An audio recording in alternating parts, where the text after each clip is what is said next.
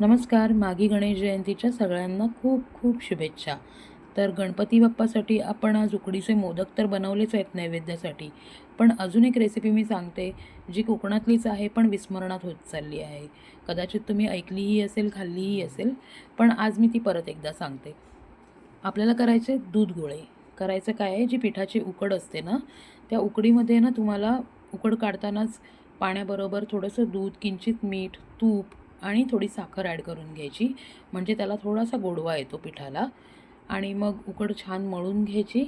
मग त्याची जाडसर पारी करायची छोट्या गोळ्याची आणि त्याच्यामध्ये मी ट्विस्ट म्हणून इथे सारण भरलं आहे मोदकाचं. जर नसेल भरायचं तर तुम्ही नुसताच गोळा करून पण त्याची उकड काढू शकता. पण हे असे केलेत ना तर अजूनच गोडवा वाढतो. तर असे करून घ्या आणि त्याचे छान वाफवून घ्या हे गोळे. आणि त्याच्यानंतर कंडेन्स्ड मिल्क जे असतं ना त्याच्यामध्ये थोडंसं दूध गरम करून अजून त्यामध्ये ओतून ते थोडंसं पातळ करून घ्यायचं आणि त्या दुधामध्ये हे वाफाळते गरम गरम गोळे सोडायचे हलक्या हाताने.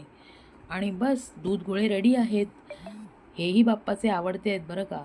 तर कोकणातली ही विस्मरणात चाललेली पाककला किंवा ही रेसिपी जी आहे ना, ती नक्की ट्राय करून बघा. सगळ्यांना आवडेल.